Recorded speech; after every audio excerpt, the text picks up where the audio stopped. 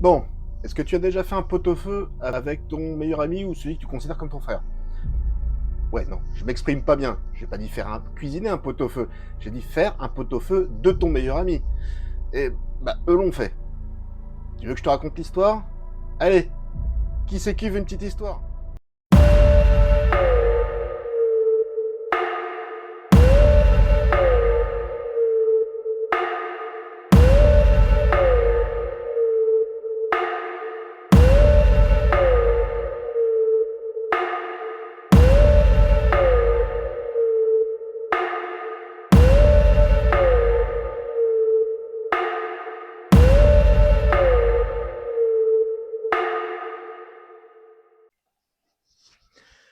Alors, c'est l'histoire ou la fin de l'histoire du fameux Diego. Bon, son vrai prénom c'est Georges. Il a 60 ans, il vit tout seul. En février 2023, notre petit Diego pensait pas que la journée allait se passer comme ça, hein. Il était tranquille dans sa forêt et il a été violenté, séquestré, décapité, démembré, bouilli, brûlé. Alors Diego, il vit tranquille dans le Tarn, sur la hauteur de Brasque, à peu près 40 km d'Albi. Il vit complètement reclus, dans une forêt, dans une petite maison en pierre, sans eau, sans électricité. Tranquille le gars, ce qu'il aime, c'est jouer à la pétanque, tout va bien. Il se fait pousser ses petits plants de cannabis dans un coin de la forêt. Un beau jour, son ex-compagne s'inquiète de plus avoir de ses nouvelles. Il donne plus de nouvelles, elle va voir chez lui. Personne, ça l'inquiète. Ses amis du club de boules, où il était quand même souvent, ne le voient plus depuis un moment. Là, il y a un petit problème. Alors tu ajoutes aussi à ça que son père, sa femme et un ami, en tout cas ces gens-là ont reçu un SMS, curieux de sa part. Déjà, il en envoie pas, il n'en envoie absolument jamais.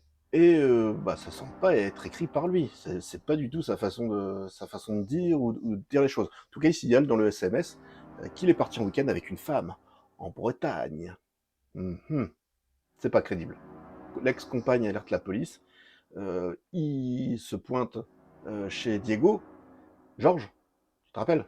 Diego, c'est Georges. Et ils sont un petit peu incommodés par une odeur nauséabonde.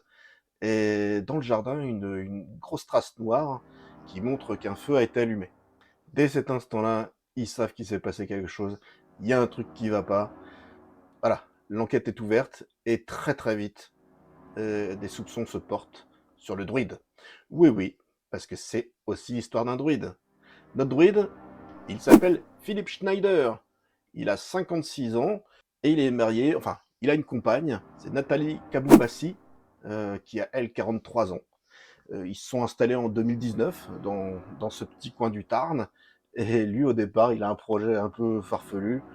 Il veut vendre de la potion Magix. Oui, Magix.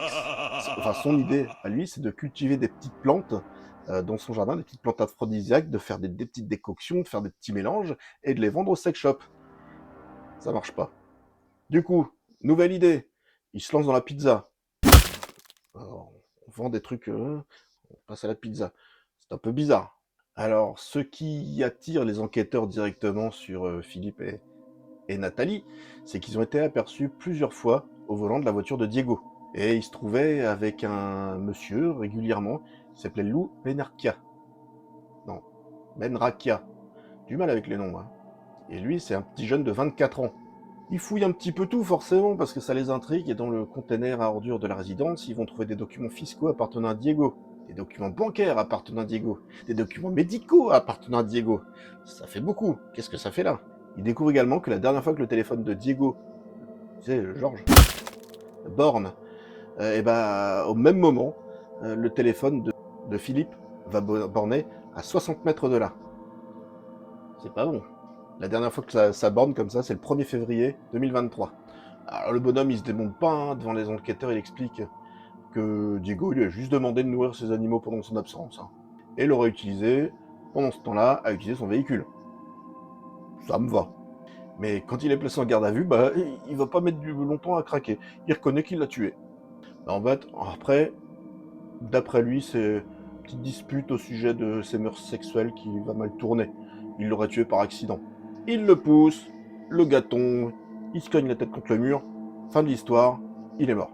C'est pas de ma faute, c'est pas de ma faute. C'est à ce moment-là que, de retour chez lui, Philippe, il aurait pensé un petit scénario pour faire croire à ses proches que Diego il est parti en voyage en Bretagne. Il récupère pour ça sa carte d'identité, son passeport, son permis de conduire, sa carte bleue et son portable. Pense à tout, le monsieur. Les jours suivants, il s'envoie des messages à lui-même, ainsi qu'au père et à la fille de la victime, pour leur faire croire qu'il est encore vivant. Bah ouais, le fameux ami qui a reçu le message aussi en même temps, c'était Philippe. Bon alors le gars, au fil du temps, sa version évolue. Toujours et encore. Et finalement, devant le juge, il reconnaît qu'il avait projeté de séquestrer Diego, avec Lou, le fameux Lou Benrakia, pour juste le voler le cannabis qu'il faisait pousser. Juste ça. Ni vu ni connu. 500 ou 600 grammes qui devaient se répartir avec Lou, sa compagne. Et il ose dire, soit on commettait un délit, soit on se retrouvait à la rue. Mon Dieu. Alors le Philippe, pour être encore plus malin, pour convaincre Lou de l'aider, il lui raconte que Diego a violé ni plus ni moins que la fille de son ex-compagne, ce qui n'a absolument jamais été prouvé. Les deux hommes rentrent chez lui, tranquillou, avec des cordelettes, tranquillou, du scotch et des gants, il lui attache les pieds, les mains, lui enroule du scotch autour de la tête, et en fait, ils ont ensuite fouillé toute la maison afin de mettre la main sur un grand sac de cannabis. Il le frappe aussi, histoire d'avoir son code de carte bleue, enfin tout ce qui peut les intéresser à ramener un petit peu de beurre dans les épinards. Genre là, en fait, le gars il se fait taper dessus, il croit qu'il va rien dire. Il constate quelques heures plus tard, tout à fait par hasard, le décès de Diego. Bah oui, forcément, ils avaient pas prévu de le tuer, hein. Par étouffement, parce qu'il lui avait mis un truc sur la tête, hein. Forcément il lui avait mis un plastique sur la tête, sinon c'était pas drôle. Et ils ont ensuite tous les trois l'idée de maquiller sa mort en départ volontaire. Ils espèrent ainsi profiter de ton Jumpy, oui, et de ses aides sociales.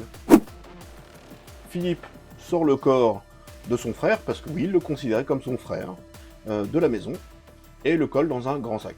La victime est transportée à Coupiac, où Philippe a un terrain. Il attend 2-3 jours pour respecter la transmigration de son âme. C'est ce qu'il dit. Puis il le découpe, tout seul comme un grand, pour pas que Lou ait ça sur la conscience. Gentil. Il fait ça au couteau et la feuille de boucher quand même, le gars. Hein. Il colle ensuite tous les membres dans un grand bidon bleu, les arrose d'eau de javel, il brûle sur place toutes les viscères. Jusque-là, tout va bien. Et il retourne à Brasque avec les restes de Georges. Diego. Genre, non, c'est les mêmes. C'est là que ça devient particulier. Il fait bouillir de l'eau dans une grande marmite et il place les membres restants de Georges. Il va ajouter des pommes de terre, des légumes, des herbes, hein, voilà. Il ajoute aussi pour que la chair brûle plus vite et pour masquer les odeurs, c'est lui qui le dit. Lou a ensuite allumé 2 feux qui vont servir de bûcher, en fait pour brûler la tête, les pieds et les mains, parce que ça ils les ont pas mis à la soupe, ils ont pas mis au pot-au-feu. Pour respecter le désir, les derniers souhaits de son frère ami Diego, les cendres de sa tête, de ses pieds, de ses mains vont être disséminées sur son terrain. Bonté d'âme, hein, pour sa mémoire. Alors, bon, là, sa compagne, Nathalie, elle dit juste qu'elle savait sans savoir, elle a vaguement entendu parler de ça, parce qu'elle était complètement brumée par le cannabis et l'alcool, hein. Donc voilà, elle a des douanes de tout. Le petit jeune, le petit loup, on en a pas trop parlé, lui, sa profession, c'est fossoyeur. Tiens donc. Un psychologue dit de lui qu'il a une intelligence faible, je veux bien le croire, et Lou dit lui-même que Philippe lui a monté la tête avec cette histoire de pédophilie, et de le faire disparaître tout en continuant de le faire vivre fiscalement. Et il se dédouane un petit peu quand il dit c'est lui qui l'a fait bouillir pour que la viande elle se détache des os. Ouais. Il y avait des patates et des carottes, c'est ce qu'il a dit. C'est pas de ma faute, c'est pas de ma faute. Et que si quelqu'un il arrive, il faut dire qu'on fait cuire de la viande pour le chien. Le procès, c'est de Philippe, Nathalie et Lou, s'est tenu du mercredi 20 mai au jeudi 22 mai 2025. Le jugement a été rendu le vendredi 22 mai. Et l'avocat général avait demandé 30 ans pour Philippe, 15 ans pour Lou, et 8 ans pour sa compagne. Le résultat, c'est que Philippe a écopé de 30 ans, Nathalie, elle, de 6 ans, donc 2 ans de moins, et Lou a récupéré 13 ans, donc 2 ans de moins également. Cher payé pour un pot-au-feu. En tout cas, voilà, t'as toute l'histoire. Tu sais comment un petit bonhomme a fait de son meilleur ami un pot-au-feu. Tout ça pour du cannabis, pour de l'argent. Voilà, on a toujours les mêmes histoires. L'humain est tellement particulier. En tout cas, si t'as aimé l'histoire, si t'aimes les autres vidéos urbex, paranormal, enfin tout ce que je fais, parce que t'as remarqué, je fais un petit peu des choses qui partent dans tous les sens, n'hésite pas à t'abonner, à commenter pour faire vivre les algorithmes, à partager pour que d'autres la voient. Et voilà, je compte sur toi, et à bientôt.